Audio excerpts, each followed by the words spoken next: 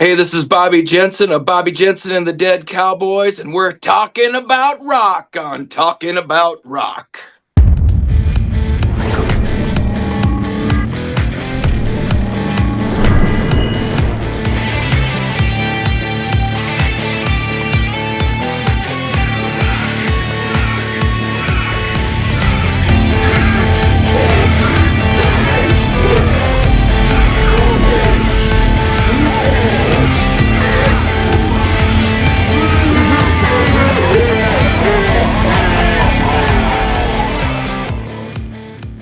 All right, today's guest has been captivating audiences for over 3 decades, from grand concert halls to large clubs and arenas with various Kiss tribute bands.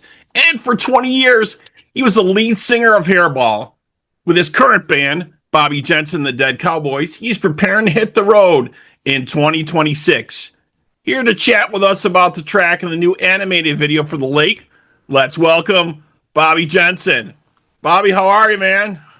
I am great, greater than all of you. No, I'm just serious now. No, I'm doing great. Thanks for having me on. Yeah, definitely, man. So, for quite a few years, you were the singer for HAIRBALL, which is a tribute band to many of the rock arena greats. Yeah. Touring North America, you did appearances on MTV, performed at Kiss conventions, but now you decided to revisit a project you started years earlier called the Dead Cowboys, now known as Bobby Jensen and the Dead Cowboys. Yeah. With HAIRBALL, we played Mexico, and we went over to England and played there. We didn't do any Kiss conventions with that band. When I was in Strutter and Kiss Army in the 90s, we were playing the Kiss conventions. And then I was impersonating Paul Stanley and Gene Simmons in HAIRBALL, in which you may have seen my hair on fire at one time in a video. Yeah, that was a viral clip. I think everybody's probably caught that at least once, right? It's still going. It just happened, I think it was 5 years ago, and just the other day I saw at least 20 different clips of it. And man, that thing's still alive and well, which, is it's a great thing. As Alice Cooper once said to me, he goes, I've got the chicken in the audience, Gene has the hair fire, and now so do you. Yeah. And you kept performing that. I think that was the best part of it. The show must go on, and you kept singing even though they're putting you out, Well, it was a Ricky Bobby moment. A lot of people will say, oh, he was lip syncing, that's why he didn't stop, or it was a wig. It wasn't a wig. If it was a wig, I would have just taken it off and threw it to the side. What idiot's going to stand there with his head on fire wearing a wig that's going to melt to his head? That's kind of a stupid thought. But the reality was, had I gone running around, how would they have caught me and put me out? That's the Ricky Bobby thing. I'm on fire and running around. It's like, if I just stand still, they'll come to me. So I figured while I'm standing here, I might as well keep singing the song, Yep. And so tell us, what made you decide here to revisit this earlier project now, the Dead Cowboys? Well, I'd had enough of HAIRBALL for 20 years, and COVID came around, and it was a perfect excuse to move along and do something else. And not to mention that there's now a HAIRBALL on every corner. And when we started, there wasn't anybody doing what we were doing. But now you go to any town and there's a band wearing wigs and playing Sweet Child of Mine. And it's like, well, let's leave while the party was hot, kind of like Seinfeld did. We're on top. It wasn't going to get any better than it had. Excuse me. We had all the guys from Kiss and Rob Halford and all these people come sing for the band. It was never going to get better than that ever again. So it was time to go, that was pretty cool. Now let's see what else is out there. And in the beginning days of HAIRBALL, the guitar player and I had a group called the Dead Cowboys, and it was all covers. And we just kind of looked like zombie cowboys, the whole band. There's just 4 of us. And we made the stage look like an old ghost towny type of thing, and old wood fence with smashed guitars on it. And we had a really good vibe where we did Folsom Prison and The Gambler and Rhinestone Cowboy with a rock and roll feel. We took songs like Back in the Saddle, Aerosmith. So anything that had to do with saddles or the West or cowboys, modern day cowboy, wanted dead or alive, things like that all made sense, right? To just go, let's combine these cool classic country songs that everyone loved with some good rock and roll. And as long as the theme throughout all of the songs is the same, we'll have something. And it was pretty cool. Hairball got busy. We started growing. Our costumes were getting better. More people were coming to the shows. And it got to a point where it was like, you got to focus on one thing, and that's the thing that the money's coming in on. And so we said, well, we'll worry about the Dead Cowboys later, in which the other guys in the band over the years lost interest in it, and I never did, because it was my idea to do, because I grew up a Kiss fan and a Waylon fan, and like a lot of people my age, the Americana of growing up in the late 70s and early 80s, everybody was ingesting the great movies like Convoy, Smokey and the Bandit, The Dukes of Hazzard, Evel Knievel. And so I would go around my house all the time because my dad was from Tennessee, and I would be listening to Kiss and he'd be like, "Oh, aren't you listening to some country songs and learning real music?" Right. So we'd listen to some Waylon and Johnny Cash, and I would always think, what if Kiss was a country band or something? And throughout life, I always thought that was interesting. Mm-hmm. What if we added a little gasoline to Waylon Jennings' fire? Right. Right. And what could we get? So I never lost touch of that, because it's who I am. It's part of me. I didn't have to like, oh, I want to create something. It's just, I'm just doing what I grew up loving. And I knew that if there's other people that are my age, they obviously grew up Kiss fans. They loved Evel Knievel. And anytime Smokey and the Bandit's on, they're not changing the channel, even if it's the end of the movie. So I decided, you know what? I'm going to put together the Dead Cowboys again, but I'm going to do it differently. I'm going to write music. I'm going to take my best songs that I've written over the years and maybe write some new ones and try to come up with something original and see what it does. And at that point, we were just called the Dead Cowboys. And trying to get all that to work, it became kind of an issue online, because I trademarked the name way back when we first started the Dead Cowboys. I said it's way too cool to lose risking. So I trademarked it. But in the meantime, other bands around the country who didn't look at that were calling themselves the Dead Cowboys. So when we released the album last June, people would Google Dead Cowboys and not always be brought to my website and stuff. So the management and the label, we did some research for a few months, and it made more sense to call it Bobby Jensen and the Dead Cowboys, or just Bobby Jensen, I think is the way it's heading, and call the album title Dead Cowboys. Right. Made more sense. And a lot of it had to do with, I could have went after the bands and said, hey, cease and desist and whatever, but it wouldn't take away what's out there online already in the World Wide Web, that, there's just things that you can't delete.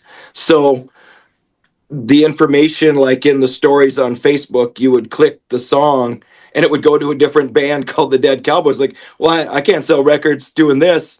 And Right. they're getting, info. So one of our studies was going back to the hair fire thing. I have tens of thousands of views on that. There's millions of views on that. And it all goes to the Bobby Jensen page. And we noticed that everybody was interested in what's going on Bobby Jensen's page, but all of us, myself, you, everyone, were really it's unlikely that we'll click a link hey, check out what he's doing now, you know, because we get involved with the squirrel or the dog barks, you look out the window and you scroll on to the next thing. It's like, let's just call it Bobby Jensen and put the album where people are stopping. Right. So we went with that. And that's what we rebranded. We're back out. And people obviously like the shows because last year I think we only did 4 or 5. This year we've got 20 shows booked so far. There's another 20 that are tentative. And we're getting ready to finish up recording album number 2 and getting that out. Excellent. Very, very cool. Well, Yeah. tell us a little bit about the new track here. You got an animated video out for the new track, The Lake, The which Lake. is really, really cool. I was checking that out. So, can you give us a little bit of background on that? Yeah, that was done by Andy if I'm saying his name right, Pilkington, and he put together his company, you know, himself and whoever else he works with, did the Judas Priest Painkiller lyric video, and they've done all kinds of stuff, Wasp, Metallica, Motorhead, and he did the first single that we had, Bad Friends and Good Times, and Super Country Cowboy, and we were talking about what should we do for the next song, what is it going to be. And I told him when I was writing the songs and recording them, a lot of them felt like they could continue into more of a theme, or the stories could continue even though they weren't written that way. It just felt like, hey, these kind of make sense in this order, right? Right. Could it be a So continuity of, yeah, different yeah, storytelling through yeah, the yeah. record? Yeah. Right. I wasn't putting together a concept album or anything, but we were like, I said, these 4 would fit together if we did this. And have you done anything like that? And he loved the idea of doing a continuation. And so obviously the lake starts out with the Dead Cowboys, and they blow up the bridge and rob the train. And, they're not going after people's silver and gold. They're going after their souls. So I thought that should be how we start this. This is how you're going to get your fill of what's coming. Yeah, definitely, definitely very cool. I've been watching the video, and you get that, that old westy theme going through it, and just the graphics, really, really cool. It's like a comic book come alive, Yeah, yeah, he did basically. a great job. And the first few videos were more, I guess I would call them just pictures that moved with the song lyrics and whatever. But this one, yeah, there's the animation, the heads turning, the it's really cool, everything that's going on. And each one gets better. The next one is a song that's not on the album. It's separate, called The Devil You Know. And that's the transition between the lake and the demon Desperado. And it gets cool because that's where the Dead Cowboys kill the preacher's family. And he's ready to die. He's bleeding to death in the street. And he sells his soul to the devil so that he can go kill the Dead Cowboys. So it gets really good. And then the next one after that's Mexico, where he's now a bad guy and he's got to run. Does he make it? Oh, stay tuned, folks. We'll find out. Right. Tune in next week, like they used to say on the TV shows, right? Right, right. And that goes back to the things I liked growing up as a kid, the story songs of like The Gambler. That's what we all loved. And then when you put heavy music like Kiss or Iron Maiden style playing behind it, it really opens it up to something else. And it's a good time. Yeah, yeah, definitely some great tracks. Very, very cool. And I wanted to talk a little bit more about your history, some of what I was reading here. So you've also worked with Alice Cooper's nonprofit, Solid Rock Teen Centers, for 12 Yeah. years. You built an Alice Cooper theme show, Alice Cooper and the Alice Cooper Show, with the assistance from Alice Cooper's prop builders and costume team. Yeah. Tell us a little bit about that experience and what drew you to that charity. Well, he played with us in HAIRBALL, and it was cool. He hired the band to play his charity, and that's when we got to play with Alice and Rob Halford, and all the real rock stars came out to play. And he basically had us be the backup band. And that was pretty cool. And I grew up in a foster home, so I could relate to the kids that he's helping. And so I was like, hey, man, whatever I can do to be part of this beyond doing this show, I'd love to do. Yeah. And it's important that the kids see somebody who was them playing arenas. It's like, you Yeah. can do it. So got into it, and the props and all that stuff all came up unwillingly. I didn't want to do it at all. A couple of the guys who were on the crew for the band for a long time, I did an Alice skit in HAIRBALL. It was, a very cool skit. It's 10, 15 minutes long. And I had a decent guillotine way back. And they're like, hey, you got all this stuff and you do Alice very well. It would be cool to do an Alice Cooper tribute band. And this went on for years. And I said, no, I won't do it. I did the Kiss one because you can play, and you've probably seen Kiss tribute bands playing the Small Bar and Grill or playing a House of Blues, and they can play anywhere on a little corner stage and still be Kiss because you've got four guys who are interesting enough, and you got a smoking guitar, you got a fire breather, and the costumes are interesting enough, right? But I said, there's no way that you can pull off an Alice Cooper show, which is, I'm all about the showbiz. I'm a show business guy. I'm not a musician. I'm in the entertainment business. Right. So I look at things, is it going to be entertaining Right. for somebody to sit through this? Because I'd get about 10 minutes and I'd be grabbing some popcorn and leaving. And the last thing I wanted to do was be set up next to the popcorn machine. So I used the excuse that unless I can do it as big as Alice, I'm not interested in it. Right. Because I want to be able to put on the show, tell Right. the story for 90 minutes like he does. If you pay attention to his song layout, he's every tour he's telling a story, and at the end of it the character dies and he gets resurrected and comes back, and I thought there's no way you can do this in a club, and he doesn't have enough songs that are hits where you can play to anybody unless you're doing the show. If somebody can't watch the show and they're listening to music 3 or 4 songs in a row they haven't never heard in their life, they're going to get bored and leave, or they just won't come. So I said, there's no way I'm doing it unless I can do his show, and there's no way we'd ever get to do that. And one morning, my guy says, hey, we should really do this Cooper thing. I'm telling you, it'd be great. And I'm like, okay, here we go again. I said, Right. I know how to end this right now. So I sent a text to Cheryl, Alice's wife, Right.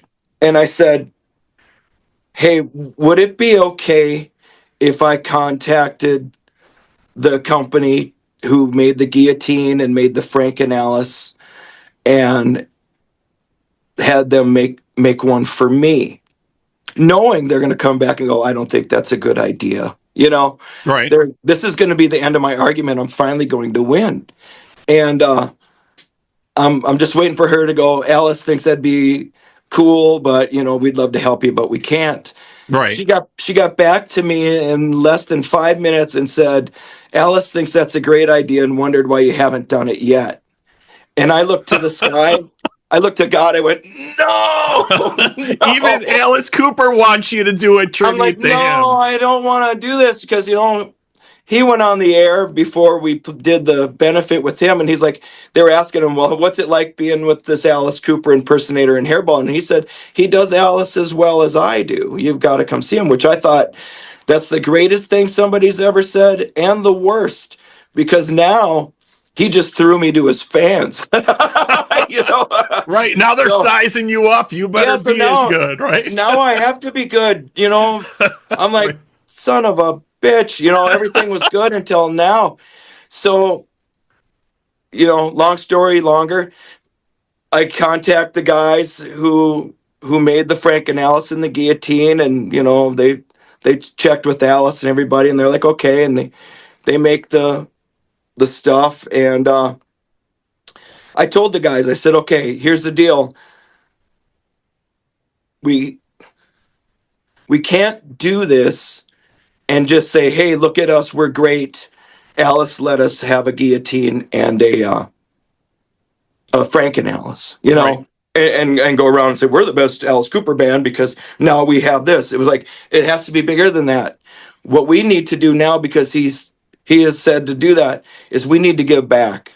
So let's make this band the representative of Solid Rock Teen Center, and everything we go out and do, we'll send the profits back to them. So that's what we did. That's amazing. That's amazing. Yeah, and Yeah. the first year we did a Christmas show. He does a Christmas show every year. Right. The Called Christmas pudding show. Yeah, Yeah. the pudding. So we called ours the Christmas fruitcake, and you can see that online on the Almost Cooper page. And Alice did the ad for us, telling people to come to the show. And he signed guitars, he signed the guillotine heads, sent all kinds of stuff up for us to auction and do as giveaways. And we raised $10,000 at that show, and I brought it down to him. That's amazing. Yes. So much. I've heard so much good stuff about him, with how he's with his fans, how he's with other musicians. He's given so many guitarists, have come through his ranks and risen up. You know what I mean? All of Yeah. these different things that he's contributed to. It's just amazing that he's still doing it today. Yeah. He's still crushing it. Well, and he's so nice. He's so nice, and when you meet the people who are the top, I guess is the word, echelon of the music business, these metal gods, all of them, Rob Halford, Gene Simmons, and no matter what he wants to pretend he's like in an interview, and Alice, they're all very nice people when you're actually sitting with them. The first time I ever had guacamole, it was at Alice's house. And he's like, are you hungry? And now I go, here, you got to try this guacamole. He is a food pusher like nobody's business. I went to church with him, and he's handing candy over, out of his Right. pocket, Alice's pocket candy at church, So it's been very nice, and I feel very fortunate to have become friends beyond the music with them, to where you can get a phone call now and then of just how are you doing and stuff like that. And he's in the past sent me stuff in the mail. He sent an 8x10 of himself and said, now remember, Bob, almost, right? Because we're almost Cooper. And then he sent some of his $1 billion baby money. That's, guy's got a great sense of humor. So Yeah, very cool. Well, let's talk a little bit about the folks in your current band. What's going on with there? So let's talk about, you got looks like General Collins here on pedal steel guitar. yeah, these are all people that I've picked up and put on this new leg of the tour. None of them played on the album, but they're going to play the shows, and they're a really great band, and they don't mess around. It's a lot of fun. Yeah, very cool. Who else do you have on here? Yeah, Jordan Abhold on bass, Yeah, Natalie Irish, and Adam Ferris on drums. It looks like for yeah, you. yeah. So Very cool. So it so looks we're- like you're starting out in, I think, March. You got your schedule, looks like, out here. That's when you guys are going to be heading out and starting your shows. Yep, and we're calling it the Back to the Bar and Grill, where we're focusing, instead of playing the theaters and stuff that we did on the last run. Like, let's go even smaller. Let's go right back to the basics of where we all got our start, and that's in the bar and grill. So we're calling it Back to the Bar and Grill Tour, and we're finding the shittiest places that still have stages for bands, and going in, and I think most of our shows are there. We've got some outdoor events and stuff like that too, but I'm really looking forward to getting into those places again. And because I hadn't played a bar and grill in 25 years. Once HAIRBALL got going, we were on a tour bus and playing arenas and casinos. So it's a lot of fun and a lot different. And I like the intimacy where they're right in your face in a bar and grill. Right. Almost. Yep. A lot of audiences like that, a little bit more intimate, up close and stuff. Yeah, Definitely. yeah, and I think that'll be good to help build the fan base a little bit too. It's like we're all in this together. It kind of like a basement party. You know, those, how many of those did you go to? Back in the day, quite a few, quite a few. Right. I mean, that's where I got my start in rock bands. We were playing in the basement or in the garage, and in every garage and every basement, like a lot of other musicians, to me was Madison Square Garden. I played that shit like I meant it, because I did, you know, and still do today. So what's it going to be like to revisit that? I think we should probably get a couple of kegs and actually have a basement party. And